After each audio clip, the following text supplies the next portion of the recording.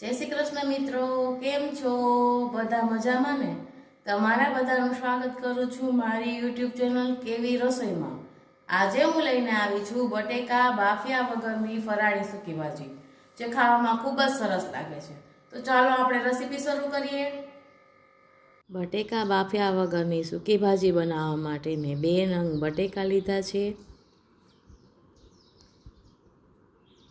તેની મેં છાલ ઉતારી લીધી છે. તમે જુઓ છો. હવે તેના મીડિયમ સાઇઝના ટુકડા કરવાના છે. જો હું તમને નજીકથી બતાવું છું. ઇન્ડક્શન ઉપર મેં એક પેન લીધું છે. પેનને ગરમ કરવા રાખેલું છે.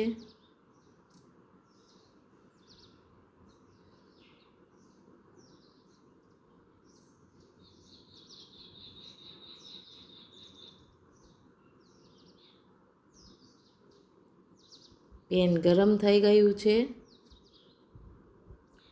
હવે આપણે એમાં 1 ચમચી ઓઇલ ઉમેરશું.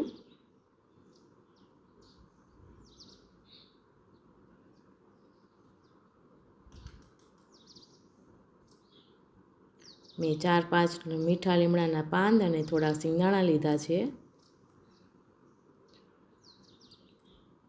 તેલ ગરમ થઈ ગયું છે. હવે આપણે એમાં અડધી ચમચી જીરું ઉમેરશું. જીરું ગોલ્ડન કલરનું ન થાય ત્યાં સુધી આપણે પકાવવાનું છે.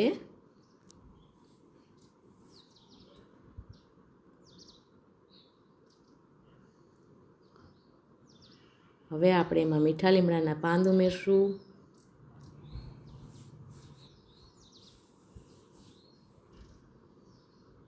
અને થોડાક સિંગદાણા ઉમેરશું.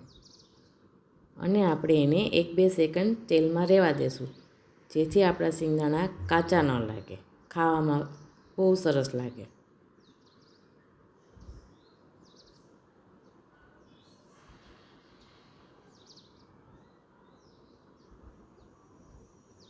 હવે આપણે એમાં બટેકાના ટુકડા ઉમેરશું અને ઢાંકણ ઢાંકી દઈશું.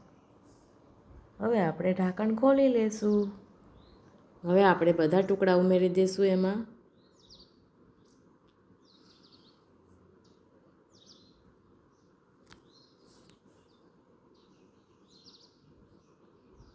સ્વાદ પ્રમાણે નમક ઉમેરશું. અને આને મિક્સ કરી દઈશું અને ઢાંકણ ઢાંકીને 5 મિનિટ પકાવશું. 5 મિનિટ થઈ ગઈ છે મિત્રો. આપણે ચેક કરી લઈએ કે આપણા બટેકા બફાઈ ગયા છે કે નહીં.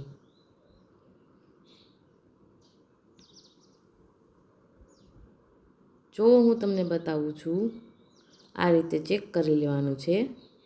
તો આપણા બટેકા બફાઈ ગયા છે.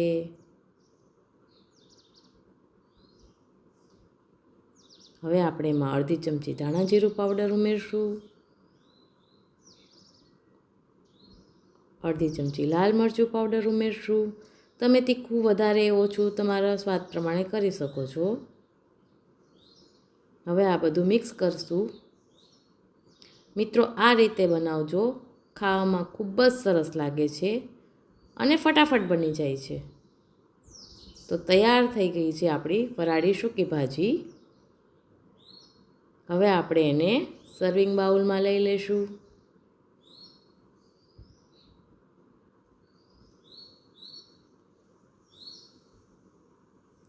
તો મિત્રો, તૈયાર છે આપણી ફરાળી સૂકી ભાજી. જો રેસીપી પસંદ આવી હોય તો ચેનલને લાઈક કરજો, શેર કરજો, સબસ્ક્રાઈબ કરીને બેલ આઇકન જરૂરથી દબાવજો. ફરી મળીશું આવા નવા વિડીયો સાથે. ત્યાં સુધી આવજો.